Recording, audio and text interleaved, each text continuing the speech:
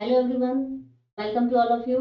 NCERT classes class 10 कुछ important की facts के साथ आगे बढ़ते हैं हम chapter number 2 nationalism in India में। तो पिछली क्लासेस में हमने देखा था गांधी जी के कुछ मूवमेंट्स थे जिसमें सत्याग्रह मूवमेंट्स को हमने पढ़ा था और भी हमने चीजों को देखा था जैसे कि नॉन कॉपरेशन मूवमेंट को। चलिए आगे बढ़ते हैं और देखते हैं अब आगे इस चैप्टर में क्या है।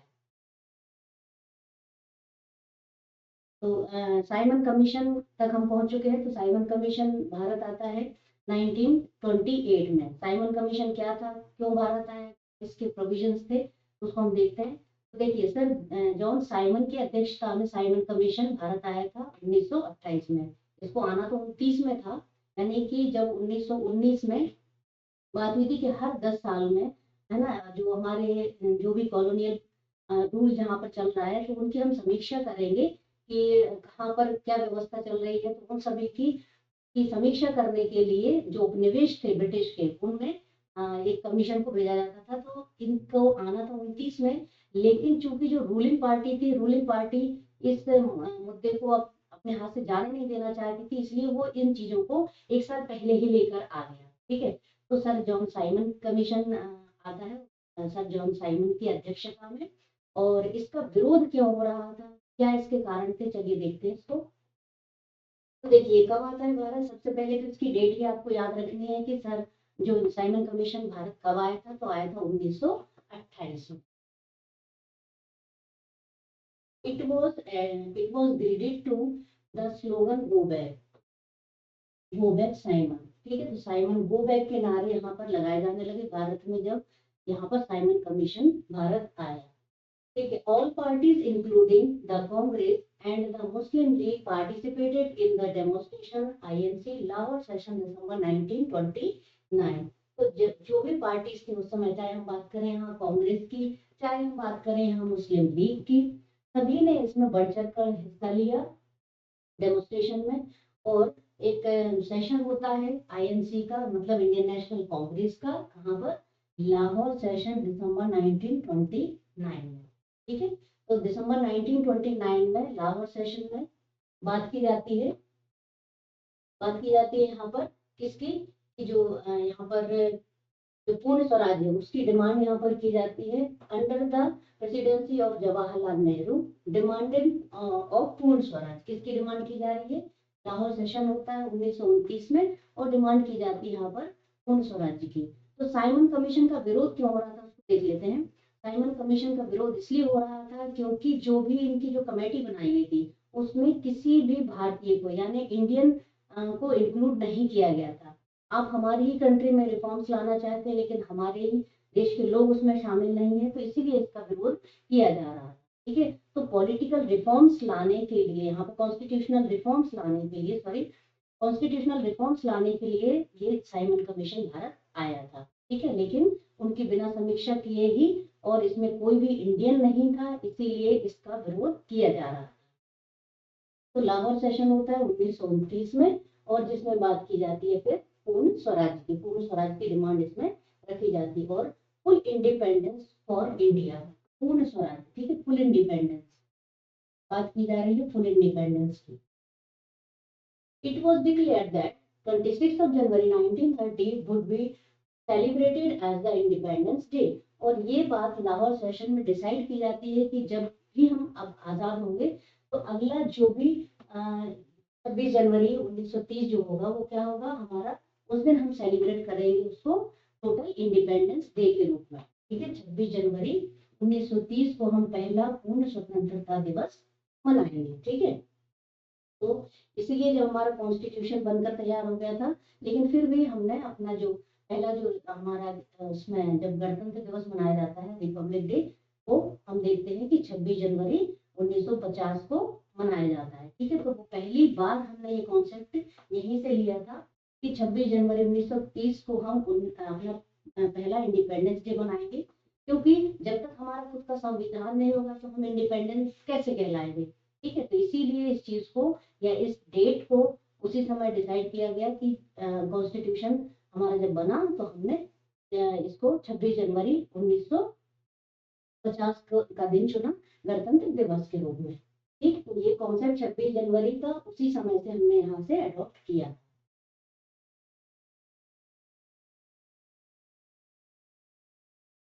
अब आते हैं दांडी सॉल्ट मार्च 1930। दांडी मार्च, ठीक है, दांडी मार्च क्यों करना पड़ा?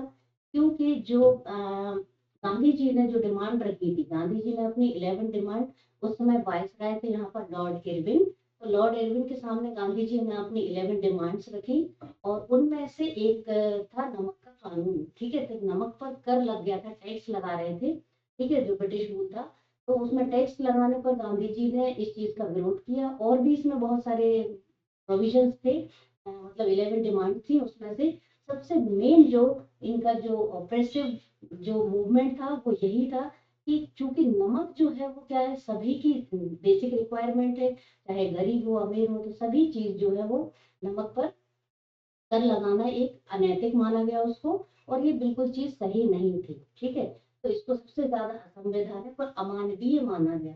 तो यंग इंडिया पुस्तक में गांधी जी ने इसके लिए लिखा है कि पानी से हटकर नमक का कोई अस्तित्व नहीं है। यदि हम पानी में देखें तो इसमें, यदि हम नमक अकेले को देखें तो नमक का कोई यहाँ पर वर्चस्व नहीं है।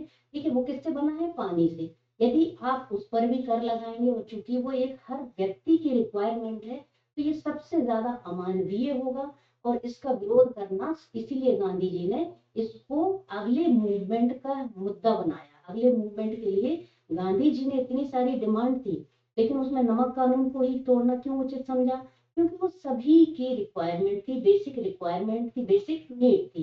ठीक, तो गांधी जी यहाँ पर स्टार्ट करते हैं सॉल्ट मार्च। ठीक है, जो कि साबरमती आश्रम से शुरू करते हैं, साबरमती से दो दांडी तक, ठीक है, गुजरात में। तो इनके साथ में कितने वॉलंटियर्स थे? 78 वॉलंटियर्स थे गांधी जी के साथ में।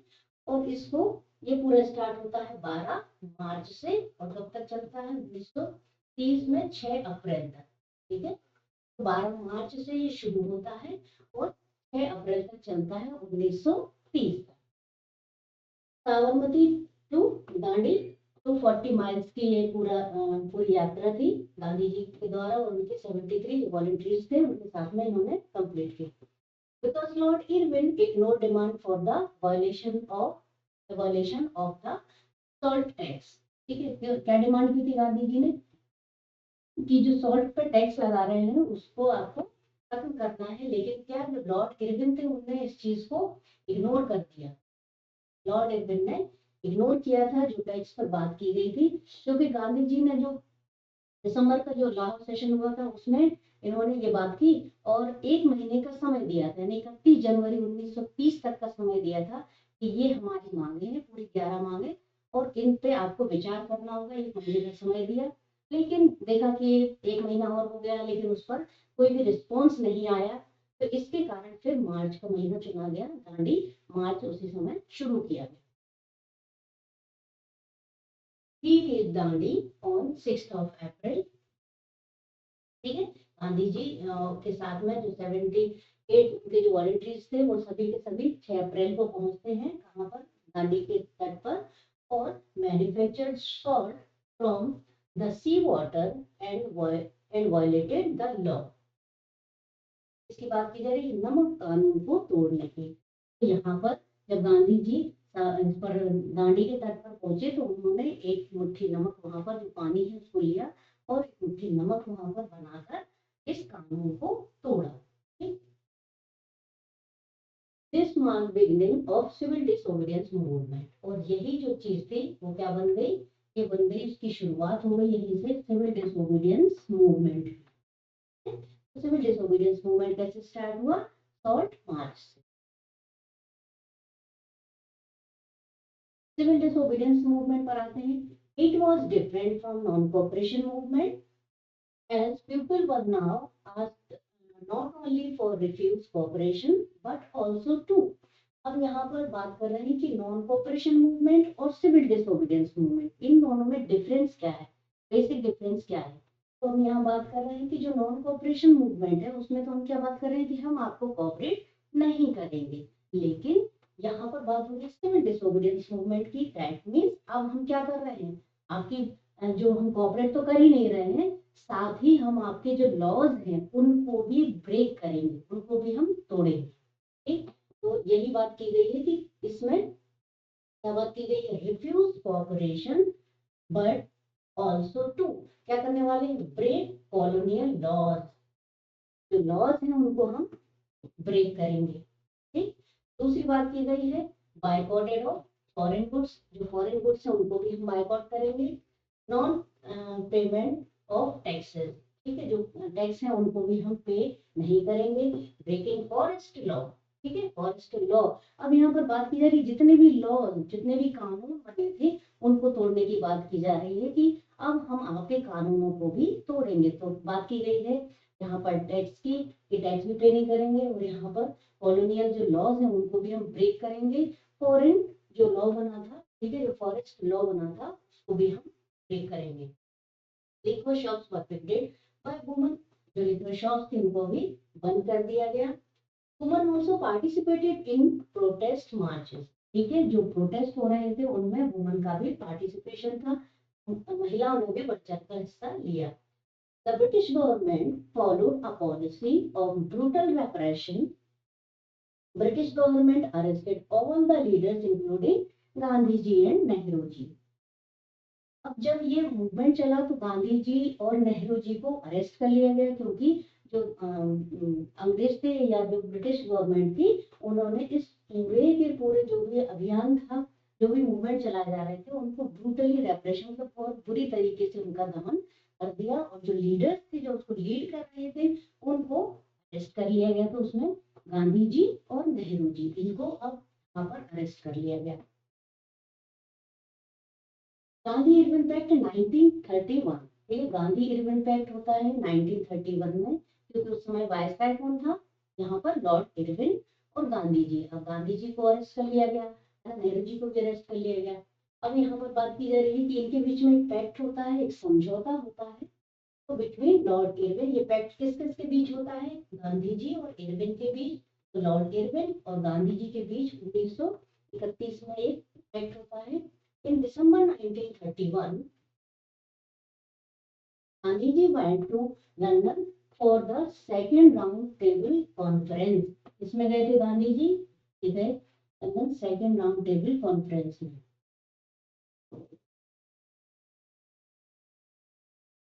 बट रिटर्न डिसअपॉइंटेड, लेकिन वहां से कैसे लौटे, पूरी तरीके से डिसअपॉइंटेड होकर लौटे गांधी जी। सेकेंड गोलमेज सम्मेलन जिसको बोलते हैं, द्वितीय गोलमेज सम्मेलन या सेकेंड राउंड टेबल कॉन्फ्रेंस, तो गांधी जी को मना लिया गया इरविन के द्वारा। कुछ डिमांड्स उनकी मानती रही थी, जो 11 डिमांड्स थी गांधी जी की, उसमें से कुछ से वो मानकर तैयार हो गए और सेकेंड गोलमेज सम्मेलन के लिए उनको तैयार कर लिया। अब गांधी जी पहुंचते हैं लंदन, ठीक है, सेकेंड जो राउंड टेबल कॉन्फ्रेंस थी उसके लिए। और जब वहां पर पहुंचते हैं तो देखते हैं कि वहां पर जो मुस्लिम लीग है उनके भी लीडर हैं, ठीक है, और अपने जो भीमराव अम्बेडकर हैं वो भी हैं, और महात्मा गांधी भी थे, लॉर्ड इरविन, और इस तरीके से सारे के सारे जो भी इम्पोर्टेंट लीडर्स थे जिनके अपने अपने, जैसे कि मुस्लिम लीग हो गई, ठीक है, तो ये पार्टियां थी। तो ये जब वहां पर पहुंचते हैं तो ये अपनी अपनी डिमांड वहां पर रखना शुरू कर देते हैं। जैसे भीमराव अम्बेडकर यहाँ पर दलितों के लिए आरक्षण की बात करते हैं, ठीक है, जो मुस्लिम लीग है तो मुस्लिम लीग अपने अपने एक सेपरेट उसकी बात करती है कि हमें सेपरेट डोमिनेंस चाहिए।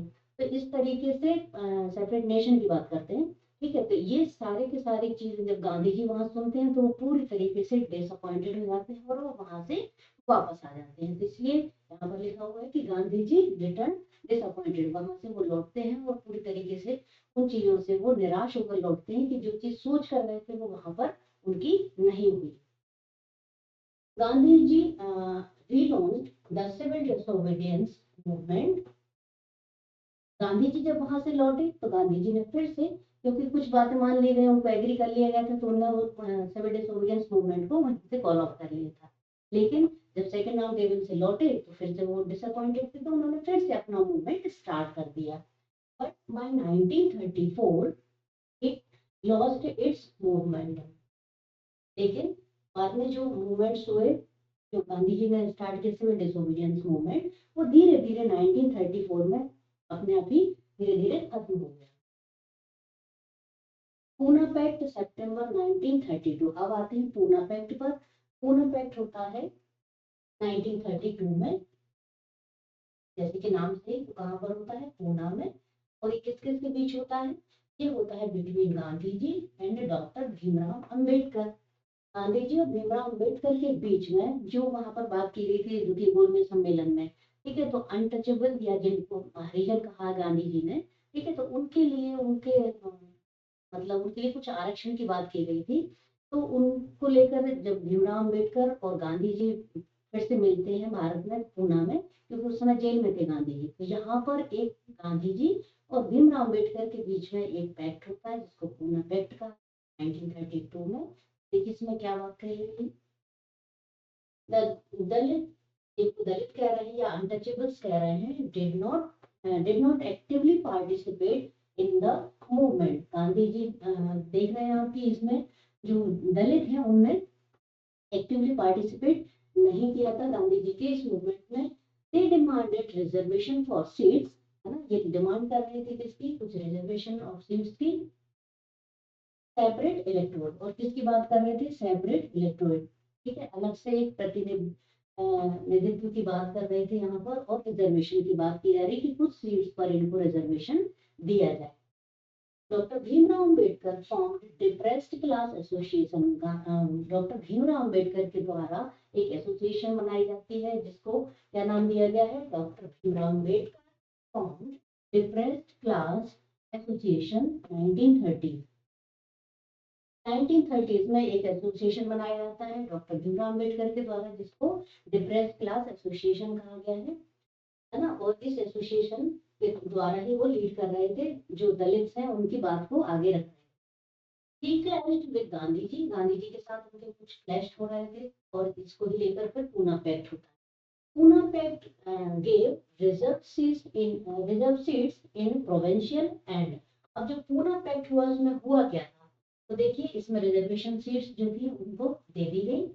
प्रोविंशियल एंड सेंट्रल काउंसिल, जो प्रोविंशियल गवर्नमेंट होती थी और जो सेंट्रल काउंसिल थी, but were voted bye general electorate, लेकिन जो वोटिंग होगी वो जनरल इलेक्टोरेट के थ्रू ही होगी, इसकी बात कही गई, रिजर्वेशन दिया गया, लेकिन यहाँ पर सेंट्रल में और प्रोविंशियल गवर्नमेंट में, लेकिन जो इलेक्शन होंगे वो कैसे होंगे, वोटेड बाय जनरल इलेक्टोरेट, ठीक है, जनरल इलेक्टोरेट के द्वारा उनको रिजर्वेशन की बात इसमें की गई। अब आते हैं लास्ट जो पॉइंट है इसमें, हमारी जो बुक है ना, नेशनलिज्म इन इंडिया का, वो है कि कलेक्टिव आइडेंटिटी को शो करने के लिए यहाँ पर सेंस ऑफ कलेक्टिव बिलोंगिंग्स करके एक हेडिंग है, और उसमें क्या चीजें बताई गई, जैसे कि हमने यूरोप के नेशनलिज्म में देखा था कि जैसे जो जर्मनी है, तो जर्मेनिया के थ्रू एक जो फीमेल फिगर है उसके द्वारा उसको आइडेंटिफाई किया गया, है ना, और जो मैरियाना है तो मैरियाना को भी उसमें शो किया गया, ठीक है, तो जर्मनी और फ्रांस दोनों के ही जो इसमें वुमन के जो फिगर्स थे उनके द्वारा या जो उनकी आइडेंटिटी थी उसके द्वारा शो किया गया। ऐसे ही हमारे भारत में, ठीक है, जब हम यहाँ बात कर रहे हैं कलेक्टिव बिलोंगिंग्स की, तो उसमें भारत माता की कुछ पेंटिंग्स, कुछ चित्र बनाए गए, ठीक है, जिनसे लोगों के बीच में एक राष्ट्रवाद की भावना जागृत हो सके। कुछ सिंबल्स उसमें लिए गए जिसके कारण लोगों में राष्ट्रीयता की भावना जागृत हो सके, और हम ये समझ सके कि आखिर हमारी एक राष्ट्रीय पहचान क्या है, ठीक, तो उसी के सेंस में है ये पूरा सब टॉपिक। देखिए the sense of collective belonging came partly through the experience of United struggle. तो ये जो कलेक्टिव बिलोंगिंग्स है ये क्या लेकर आती है हमारे अंदर, एक जो यूनाइटेड स्ट्रगल है उसकी फीलिंग्स हमारे अंदर लेकर आती है। नेशनल आइडेंटिटी, राष्ट्रीय पहचान की बात की गई है, was established history and fiction, folklore and song. जो नेशनल आइडेंटिटी है उनको किसके द्वारा, यहाँ पर हमारा जो इतिहास है ना, हमारे जो फोकलोर हैं, सॉन्ग्स हैं, फोक सॉन्ग्स, तो इन सभी के द्वारा, लोकगीत, लोक नृत्य, है ना, और जो कविताएं हैं इनके द्वारा लोगों के अंदर एक राष्ट्रवाद की भावना को जगाने की बात की गई है।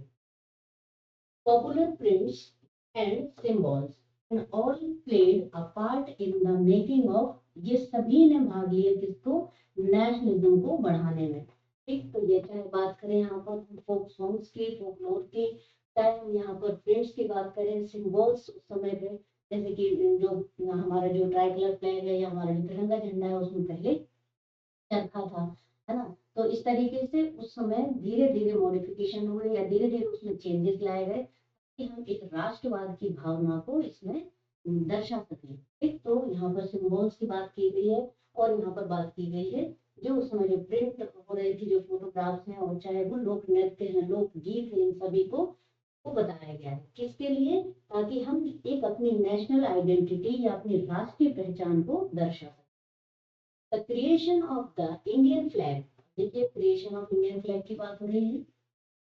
Creation of Indian flag by Gandhi ji created a nationalism feeling among the citizens। ठीक है, गांधी जी के द्वारा यहाँ पर क्रिएट किया जा रहा है कि नेशनलिज्म की फीलिंग जो है लोगों के बीच में और सिटीजन्स के बीच में आए, तो यहाँ पर उसके क्रिएशन की बात की है। भारत माता की पेंटिंग, भारत माता पेंटिंग्स बाय अविंद्रनाथ टैगोर। रविन्द्रनाथ टैगोर जो है वो रविन्द्रनाथ टैगोर के नेफ्यू थे, भतीजे थे। ठीक है, तो इनके द्वारा भी पेंटिंग, भारत माता की पेंटिंग बनाई गई है। आप बुक से देखेंगे तो आपको ये सारी चीजें मिलेंगी। The nationalist reminded people about the rich culture and history of our country. The nationalist, जो नेशनलिस्ट थे, है ना, वो reminded people about the rich culture, है ना, जो नेशनलिस्ट थे वो क्या बता रहे हैं, उनको याद दिला रहे हैं, लोगों के लिए याद दिला रहे हैं कि हमारा जो कल्चर है ना, हमारी जो हिस्ट्री है वो कितनी ज्यादा रिच है, सुखी है, हम समृद्ध थे। ठीक है, लेकिन धीरे धीरे हमारी जो ग्लोरी है वो इस ब्रिटिश रूल के कारण कहीं ना कहीं गुम हो गई है, उसको हमें वापस लाना है। ठीक है, तो यही जो चीज है वो इन सभी के द्वारा लोगों के अंदर जगाई गई, चाहे वो लोक नृत्य हो, लोक गीत हो, चाहे कुछ पेंटिंग्स हो, ठीक है, चाहे कुछ गीत हो, तो इन सभी के द्वारा ये कलेक्टिव बिलोंगिंगनेस या आइडेंटिटी की बात की गई है। तो हमारी किस चीज को प्रमोट कर रहे हैं यहाँ पर, हमारा कल्चर कितना रिच है। ठीक है, हमारी हिस्ट्री जो है वो क्या कहती है, हमारे इतिहास है, भारत का इतिहास वो क्या कहता है, इन सभी को राष्ट्रवाद की भावना को बढ़ाने के लिए इन सभी का बहुत इंपॉर्टेंट रोल रहा है। तो इसको आप अच्छे से कीजिएगा बुक से। ठीक है, नेक्स्ट क्लास में मिलते हैं कुछ इंपॉर्टेंट फैक्ट्स के साथ। Thank you, thanks for watching my classes.